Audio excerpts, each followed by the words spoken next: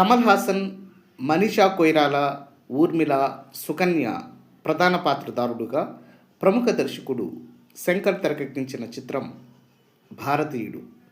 AR Rahman ఈ సినిమాకి సంగీతం అందించగా, శ్రీ సూర్య మూవీస్ పతాకంపై ఏఎం రత్నం ఎంతో ప్రతిష్టాత్మకంగా నిర్మించారు.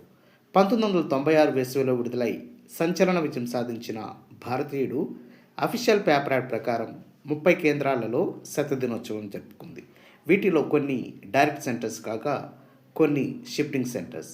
ఆ కేంద్రాల వివరాల్లోకి వెళ్తే Hyderabad Taraka Rama, Secunderabad sangeet, Dilsukh Nagar Konark, Moosapet Lakshmikala, Warangal Lakshman, Khammam Vinoda, Karimnagar Srinivasa, Nizamabad Sandhya, Tirupati mini Pratap, Kadapa Ravi, Kurnool Srinivasa, Anantapuram Ganga, Nellore Krishna, Guntur Nazapsara, Tenali Ramakrishna, Vijayawada Sri Venkateswara palace, Machilipatnam Ramshanti, Eluru mini Vijayalakshmi, Bhimavaram Kishore, Tadepalligudem Rangamahal, Tanuku Venkateswara, Rajahmundry Rambha, Kakinada Chanakya, Amalapuram Sri Hanuman, Mandapeta Ambika, Visakhapatnam Jagadamba, Gajuwaka mini Mohini, Srikakulam Suryamahal మరియు విజయనగరం శివరంజని.